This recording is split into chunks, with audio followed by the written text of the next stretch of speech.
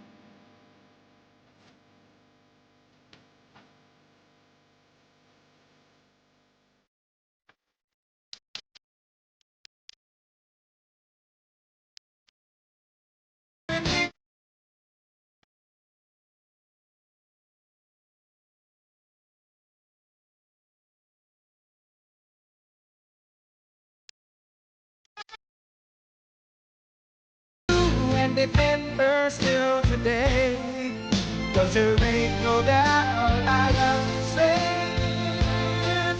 God bless the USA.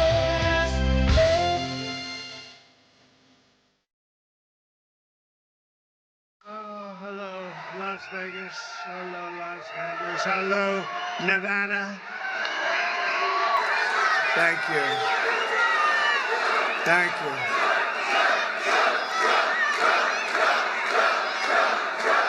Well, we won. We won. We won. And it's great to be back in this beautiful city to celebrate the historic first week in the White House. That was definitely historic. And I had a lot of help in winning. Joe Lombardo, your governor, is here someplace. Where's Joe? Thank you, Joe. You're looking good, Joe. Thank you very much. What a group. Look at who you have next to you. How can you fail with that guy?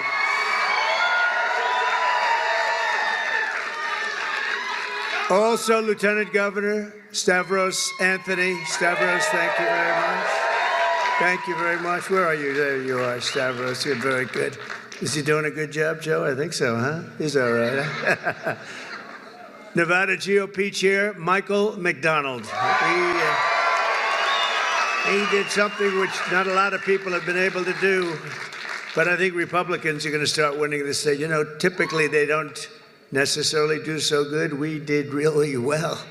We won in a landslide. That's really why I'm here, I must be honest with you. Republican National Committee woman Sigal Chattah. Sigal, thank you, wherever you may be. Hi, Sigal, thank you very much.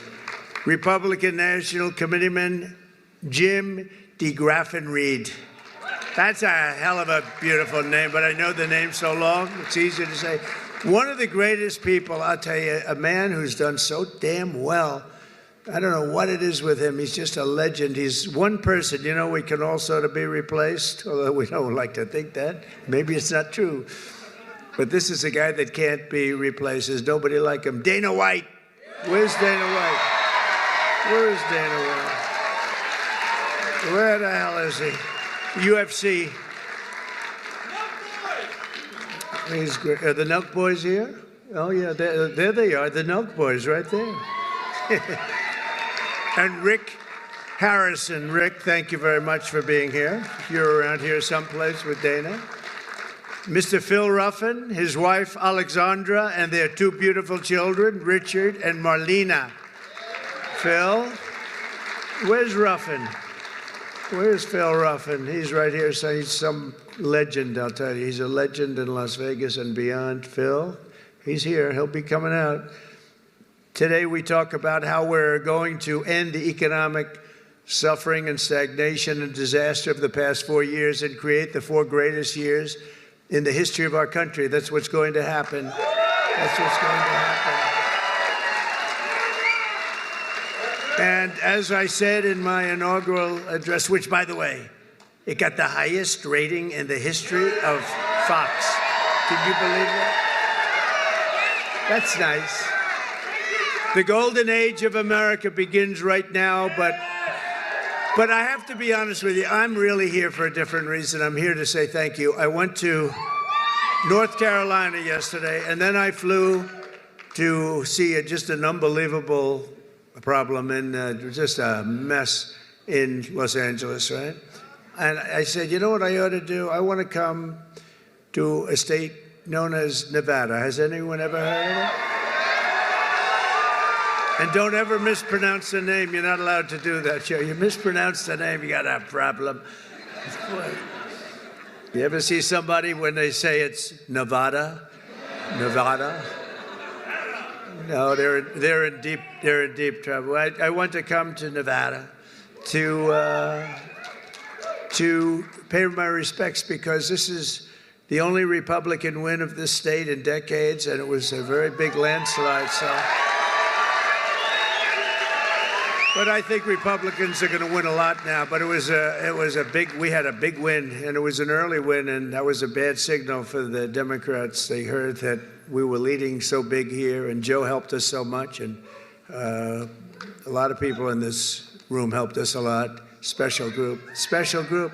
And so I said, you know what I'll do? We're going to fly around it. And I said, let's fly right over it, let's land, and I'll do something, and I'll just say it. But I want to say it, and I'm almost saying it right here for the media. I just came here because I wanted to thank the people of Nevada for giving us such a big win.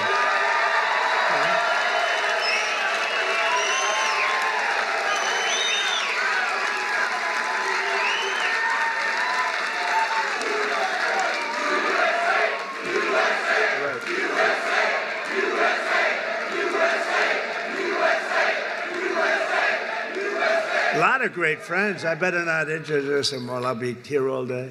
Under our leadership, we're going to defeat inflation, bring down prices. We're going to raise those wages. They're going to go up. They're going to go up. Put more money in your pocket, secure our borders, restore law and order to our cities, and we're going to make America great again. And for 4 long years, the last administration waged war on the American middle class and everybody else. They had a lot of wars. We had no wars when I left. We defeated ISIS, and we stayed out. Nobody wanted to mess with us. They had a lot of wars. We're trying to put them out. We'll get them put out. Don't worry, we'll get them put out. We were headed to World War III. I'm telling you, we would have had problems like you wouldn't believe. They shut down American energy, buried you in crippling regulation, imposed hidden taxes, and spent trillions and trillions of dollars on waste, corruption, and radical left lunacy. These were lunatics. The result was the most brutal inflation in a half a century, perhaps ever, in this country, I think ever, and soaring prices for food, groceries, and other household goods. The people of Nevada are now paying nearly $1,200 per month more to make ends meet since I left office. Think of that, $1,200 at least. But since I became the 47th president at noon on Monday, I've been moving with urgency and historic speed to fix every single calamity of the Biden administration that they've created. And this week alone, I took nearly 350 executive actions to reverse the horrible failures and betrayals that we inherited from a group of people that didn't know what the hell they were doing, what they've done to this country, especially the open borders, where they have, think of it, 21 million people came in. Many of them are criminals, murderers. Well, we're getting them out. You see it. You see it yesterday, first day. Our message could not be more clear. America's decline is over. American decline is over. We're laughed at all over the world. Now we're not laughed at anymore, I'll tell you. What the world witnessed this week is nothing less than a revolution of wealth creation for everyone and also common sense. It's about common sense. It really is. We're the party of common sense. On day one, I directed every member of my cabinet to, and by the way, Pete Hegseth got approved.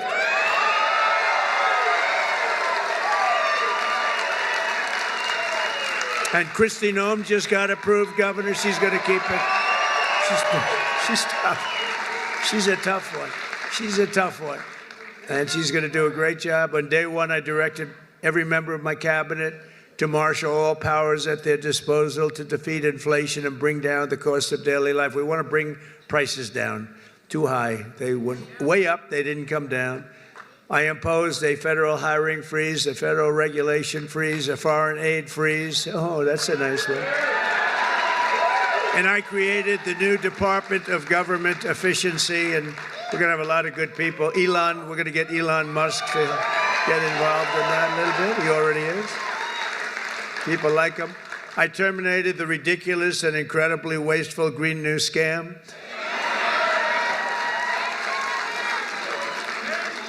Wasn't the environment supposed to eat us up like in 12 years? But that was like 13 years ago. What happened? We're still here. We're still here. Remember, we have 12 years to live. Remember that? Done by somebody that never even took a course on the environment. AOC plus 3. Do you remember those three? They were telling us about the environment. AOC plus 3. This action alone will save hundreds of billions of dollars of American taxpayers' money. I withdrew from the one-sided Paris Climate Accord. And I canceled the insane and costly electric vehicle mandate, keeping my sacred pledge to America's auto workers. Boy, did we get a big vote with the auto workers, I'll tell you. And the Teamsters. Any Teamster in the room? We got a tremendous vote from the Teamsters. Thank you. They're pointing like one guy on it. But they voted for us in the millions. We had a lot of Teamsters voting for us. I withdrew from the World Health Organization, where we paid $500 million a year, and China paid $39 million a year, despite a much larger population. Think of that. China's paying $39 million. They have 1.4 billion people. We pay $500 million. We have, nobody knows what the hell we have. Does anyone know? We have so many people pouring in. We have no idea. We go up, but we're going down a little bit now. You don't mind that, do you? Gonna take some bad ones out. I withdrew 4 years ago, but Biden immediately went back for even more money. I mean, he went back, and they offered me at $39 million. They said, we'll let you back in at 39. So we're going to reduce it from 500 to 39. I turned them down because it became so popular. I didn't know if it would be well received even at 39. But maybe we would consider doing it again. I don't know. Maybe we would. They have to clean it up a little bit. But China pays $39 million for 1.4 billion, and we're paying $500 million for 325 million. I don't know. What the hell is wrong with these people? And then when Biden went back in, they immediately went back in. They paid more than we were paying in the first place. They paid more than the $500 million. So they knew they could have had it for 39. They paid more. You wouldn't do that, Joe, right? Now think of it. They know they have a deal at 39, so they went back in at 525 million. What the hell? Man, oh man. It infuriates you, doesn't it? I declared a national energy emergency to unlock the liquid gold under our feet and pave the way for rapid approvals of the new energy infrastructure. The United States has the largest amount of oil and gas of any country on earth, and we may be a very substantially enlarged country in the not-too-distant. Isn't it nice to see, for years, for decades, we're the same size to the square foot. Probably got smaller, actually. But we might be an enlarged country pretty soon. And one of the things we're going to be doing is drill, baby, drill. Because that's going to bring everything down. going to bring everything down.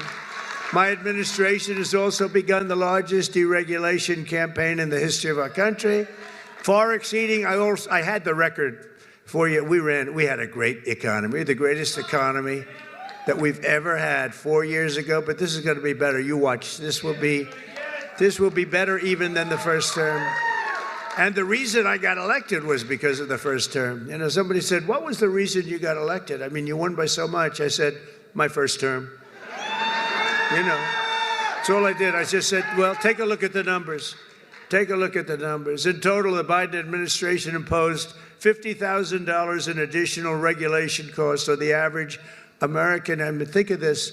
The average American was paying much more than $50,000. And, you know, just think of it. Nobody can even believe the numbers. I promised to eliminate 10 old regulations for every new regulation. So if we put in a regulation, we have to get rid of 10. That's what I did. I did it 1 in 7. We're going to do 1 in 10 this time, which will soon put many thousands of dollars back into your pockets and the pockets of American families. As a result of the reforms, we've just begun to implement economic confidence, and it's soaring. So this week, Oracle, OpenAI, and SoftBank announced Stargate, a $500 billion investment in AI infrastructure, which is going to be very big for Nevada, I have to tell you, the largest in history, and which will create an estimated 100,000 American jobs. Saudi Arabia just said that they're going to invest at least $600 billion. This is because of the election, by the way. And I believe they'll make it $1 trillion. I'm going to ask them to make it $1 trillion. What the hell? The money means nothing to them. You know where they made their money? From liquid gold, right? They got a lot of liquid gold. We have more. We have more than Saudi Arabia. They've got a lot. We've got more. We got more than anybody. We just don't use it because of the environment. These people are crazy. And many other companies likewise are looking to invest, but I don't have enough time to do that. And we have a lot of news conferences. Everybody wants to have a news conference. You know, they're calling up by the hundreds. We want to have a news conference. We're going to invest $12. I said, no, I don't do that. And I said, it's got to be $1 billion or more for a news conference. It's $1 billion or more. Just 2 days ago, because of our tariff plans, Stellantis announced, that's a very good automobile company, the revival of its Belvidere, Illinois plant, saving 1,500 American auto jobs that were previously headed to Canada, along with major investments to expand American auto production in Detroit, Michigan, Toledo, Ohio, and Kokomo, Indiana. Good place. All of these investments are happening only because of our historic victory. And if we didn't win, it'd be just the opposite. They're pulling out. They were pulling out. They were really pulling out. So they would be withdrawing money. Our country was on the verge of some of the very bad things, and bad things were happening. And now there's light not only over America. I've heard it from even our enemies. They call up and they say, sir, we hate you. We do hate you, but there's light over the world right now. They hate me. Some of them hate me. If they liked me, you got a problem, right? They like Sleepy Joe. What's not to like? You know, they'd call up. It's funny. I was told today by one of the big leaders of the world, would call for a telephone call with the President of the United States a year ago. And it'd say, we'd like to speak with, who is this? It's the head of Germany, the head of, name it, the head of France, the name of any country, it didn't matter. He would never pick up the call. They'd say, he'll call you back in 2 months. 2 months. He has his schedule. He's extremely busy sleeping. No. Macron of France, he'll call you back in 2 months. So 2 months comes along and there's no call. They say, he didn't call. The stories are, I mean, these stories are not very exaggerated. I want to tell you, they're a little bit for laughter, but, you know, it's only for laughter. The fake news will say, oh, he exaggerated. It was only 1 month, you know. But he'll say he'll call you back, and then he'd never call, and then they could never get him on the phone. And the problem I have is that when I speak to and I speak to them immediately, they'll say, could we speak to the president? Would that be possible? We could do it anytime over the next month. They're so used to this, right? I say, no, I'll pick it up right now. Is he on the phone? Yeah, hello, how you doing? That's what, you know, get it over with, right? Get it over with. The only problem, they were so starved for love from the United States, I cannot get them off the phone. I can't get people, if you can't, I say, I have to go now, King, or I have to go now, President. But you can't get them off the phone. They're starved for love. You know, for years they haven't spoken. They didn't even know we had a president, if you want to know. But under our leadership, America is back open for business, and it's really a big thing. It's really a big thing. And they have, though. They said, you know, there's like a light all over the world now. It's not just here. We feel the light over our country. Everyone does. But there's a light all over the world. We've accomplished more in 1 week than other administrations have accomplished in 4 years, and we're just getting started. We got rid of the woke. We got rid of the woke crap. What a lot of stuff.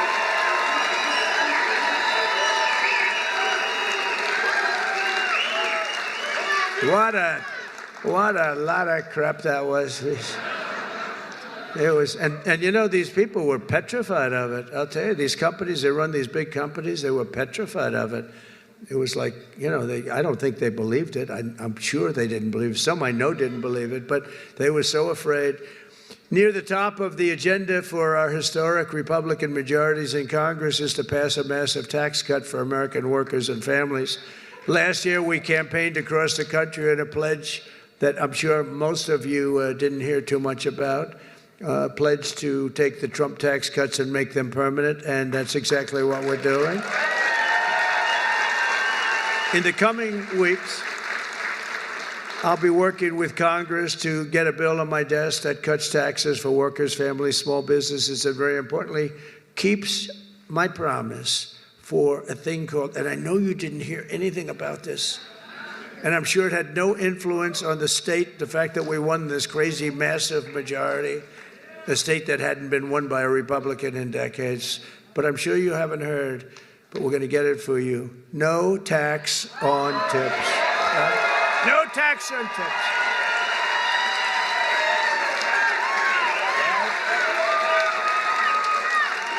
So if you're a restaurant worker, a server, a valet, a bellhop, a bartender, or one of my caddies, I go through caddies like candy. If I play badly, I always blame my caddy. Or any other worker who relies on tipped income, your tips will be 100% yours. Won't that be? Joe, Governor, do you think that had an impact on the election? You do? Like what, a half a point? Pretty big. You had an impact, let me tell you. Nationwide, over 4 million workers depend on tip income, including an estimated 700,000 single moms. And here in Nevada, we will have a quarter, think of it, a quarter of the typical restaurant worker's pay comes from tips. I didn't know that much. That's a lot. You haven't been reporting them for the last 10 years. So here's our deal. We're going to have no tax on tips from now on, but we're going to go after you viciously for all the money you didn't report for the last 10, 15. We're going to go after you for all the money you didn't report for. I'm only kidding. I'm only kidding. I have to say to the fake news, because they're going to say Trump is after all restaurant workers. Many of these workers are some of the very citizens who were hit hard and very hard by the ravages of the Biden economy, which was inflation. When I think of Biden, I think of incompetence and inflation. Not being nice by saying, I'm being nice when I say that. Yet even in the midst of the suffering he created, Joe Biden launched a cruel campaign to extract more money from tip workers, and that's what happened. I'm telling you, a young waitress, I won't say beautiful because you're not allowed to say that as a politician.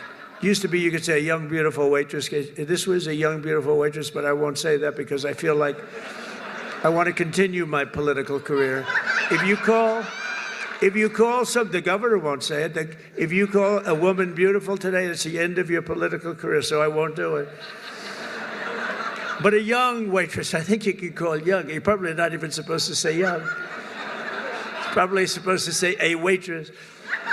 But a young waitress came up and I said, how are you doing? And in my restaurant in the hotel in Trump, I said, how are you doing? And she said, not great, because they're after me so viciously for tips. They just want my tip income and they don't believe me and all of this. And she said, it's terrible.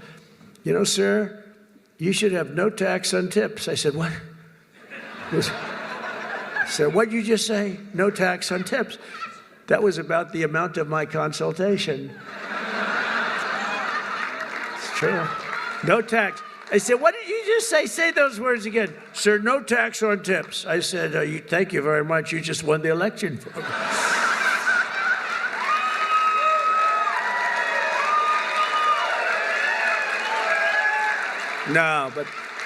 No, we did research into it. I think it's going to be great. But under the Trump administration, the forgotten men and women of our country are going to be forgotten no longer. You know that. They weren't forgotten 4 years ago. On day one, I immediately halted the hiring of any new IRS agents. You know, they hired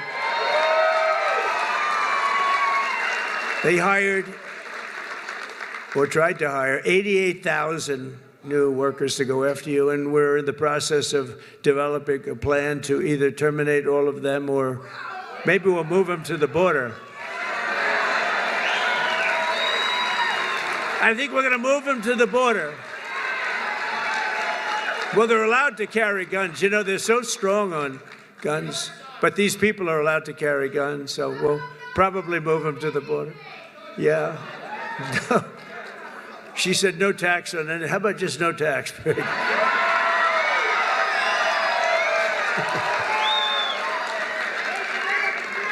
do that. You know, if the tariffs work out like I think, a thing like that could happen, if you want to know the truth. You know, years ago, 1870 to 1913, we didn't have an income tax. What we had is tariffs, where foreign countries came in and they stole our jobs, they stole our companies, they stole our product, they ripped us off. And, you know, they used to do numbers, and then we went to a tariff system, and the tariff system made so much money. It was when we were the richest, from 1870 to 1913. Then we brilliantly came in with an income tax. No, we don't want others to pay, let's have our people pay.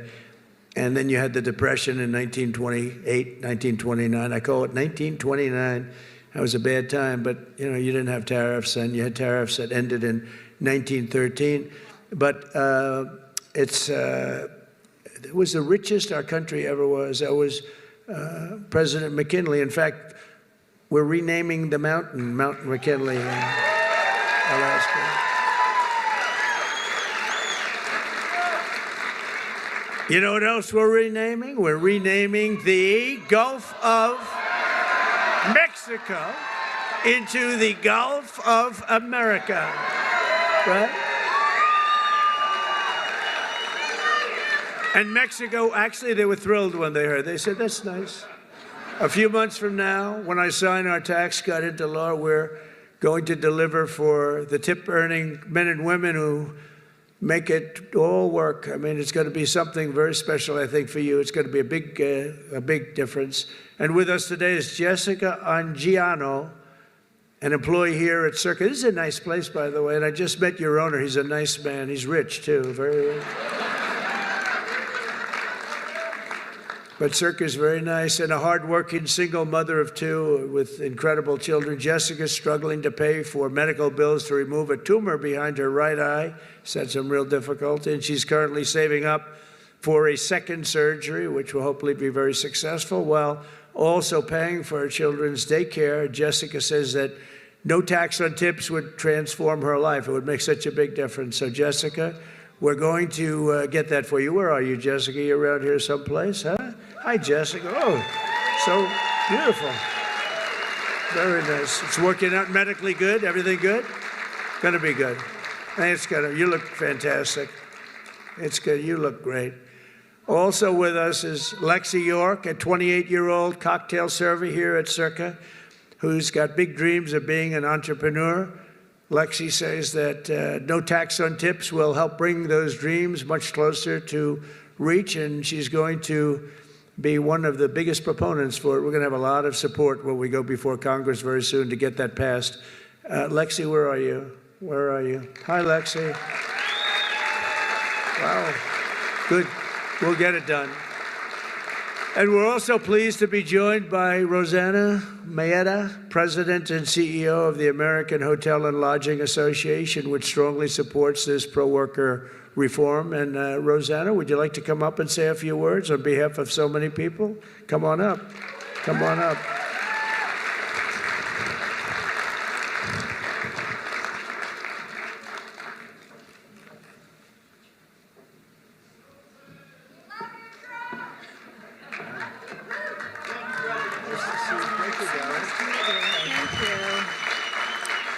Hello, Mr. President. On behalf of the American Hotel and Lodging Association, I'm so honored to be here today. We represent 30,000 members around the country in an industry that represents more than 2 million hotel workers. And I'm here to tell you that the American dream is alive and well in the hotel industry today. It is still one of the few places where you can have and grow your career, starting a job as a housekeeper or a dishwasher or bellhop, to running a hotel, to owning a hotel or a few, and to even becoming the CEO of a global brand or President of the United States. Mr. President, in 2017, the tax bill that you championed cut taxes for so many working families and American workers. It helped small businesses, hotel owners in our country who make up the majority of the industry reinvest in the economy, spurring jobs and growing and strengthening the economy. And the no tax on tips builds on that momentum, and so we're so excited to support you in that effort. That's why we're here today. We stand with you to urge Congress to pass this proposal so that more than the 800,000 hotel workers who benefit from these from tips, many who are here in the room today, representing all types of jobs, from restaurant workers to housekeepers to bellhops and so many others, can take home more of the pay that they earn every day. So thank you for having us and for promoting this proposal.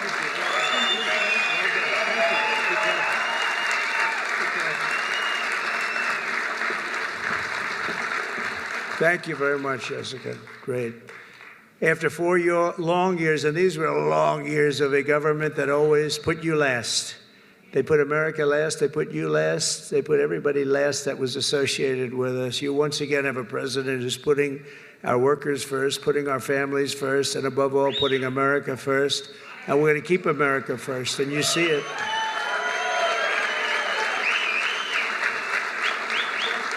We're restoring our prosperity, we're restoring our borders, we're restoring our strength, our dignity, and our pride. We've been hurt badly by this group of people. They didn't have a clue what the hell was happening. It's so disgraceful that they were allowed to do it. But quite honestly, we're restoring our country. Within hours of taking the oath of office, I declared a national emergency at our southern border. I sent active duty troops to the border to help repel the invasion. Tom Homan is leading the charge, you know that. We like Tom Homan, right? Doing a great job. We immediately halted all illegal entry and began sending every border trespasser and violator back to the places from which they came. I signed an order that will designate the cartels as foreign terrorist organizations. It's a big deal.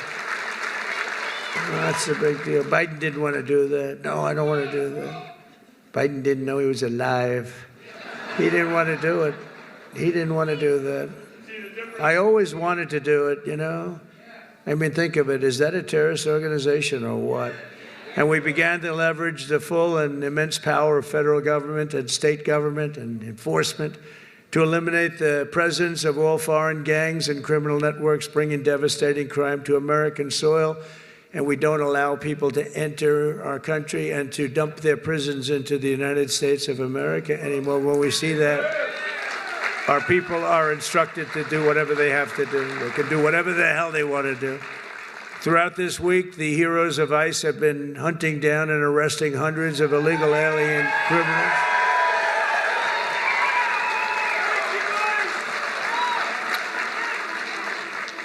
And its immediate expulsion, including those with charges of convictions for rape, child sexual assault, terrorism, and even murder.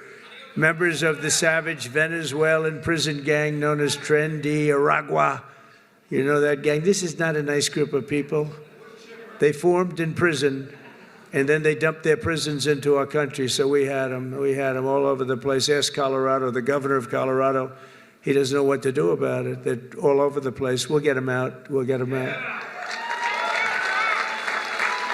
They're, in a sense, they're in the real estate business. They go into a building and they take it, you know?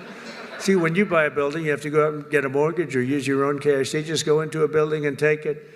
And they actually said, well, it's not that bad. They haven't taken that many buildings. Can you imagine that? They haven't taken that many buildings. Oh, they're not that bad. But they're as bad as the bloodthirsty MS-13 gangs that we have gotten thousands and thousands of them out. In fact, over 11,000 murderers were released into our country by other countries all over the world because of Biden's open border policy. And when I heard about that, I said, everybody's gonna empty out their prisons into our country. I said that, I'd do that if I were heading up any one of the many countries that you know about, not just South America, all over. They take their prisons, their mental institutions, and they empty them out into our country. Can you imagine a person doing this? Can you imagine somebody doing that to our country? For American citizens, January 20th, 2025 was truly Liberation Day. That was really Liberation Day.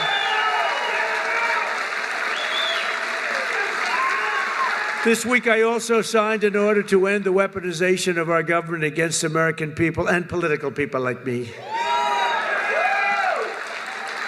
We never had a thing like that. He went after his political opponent. Who would have thought he helped me? I think he helped me get elected, Joe. You want to know the truth? I became much more popular. I'm the only guy that ever became more popular when something like that happened. But these guys were just so inept. We had the guy deranged Jack Smith, deranged. He was a deranged human being. But they thought this way Biden could sneak by and he could win an election, another cheating in another election. That's what it was. But we won. We won. You think that was fun? You think that was easy? It wasn't fun.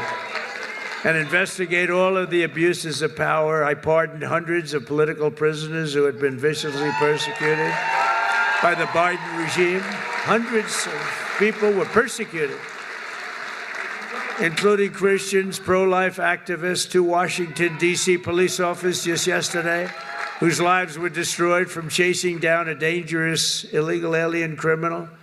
And of course, I was very proud to pardon the J6 hostages.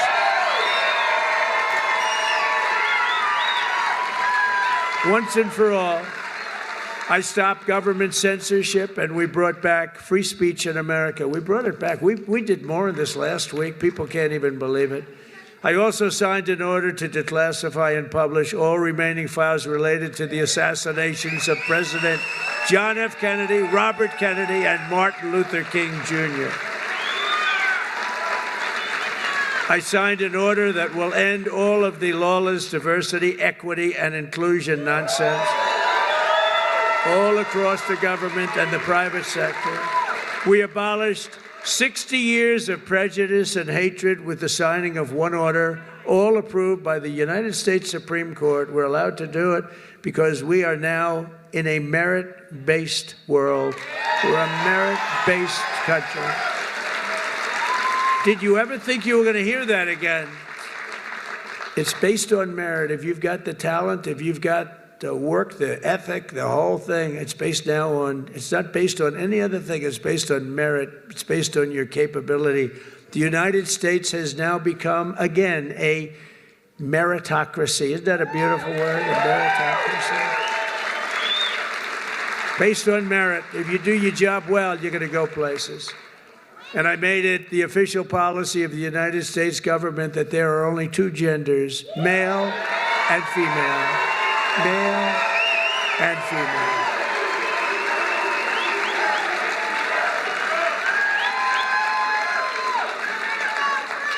Every single day of my term, we're living by the motto, promises made, promises kept. I kept my promises. It's why we won. It really is why we won. We won because of the past 4 years. We won because of that. But this is going to blow it away. Because when I came in, I had no experience. I didn't do this before. I never did this. I was never a politician before. I was talking J.D. Vance. By the way, hasn't he done a great job, J.D. Vance? Because J.D. went right to the Senate, and then he went to the vice president and said, J.D., you're really upwardly mobile. He said, you're more so than me. I said, why do you say that? He said, you went from being a real estate developer to the president. That's a pretty big, I never thought of it that way. I guess I'm the most upwardly mobile politician in history. I didn't make any stops along the way. It will be the greatest honor of my life to serve not once, but twice, or 3 times, or 4 times now.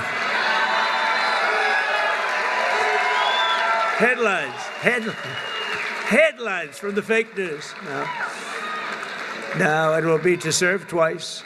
For the next 4 years, I will not rest, I will not yield, and together we will not fail. We will win, win, win. We will bring back the American dream. We're going to bring it back.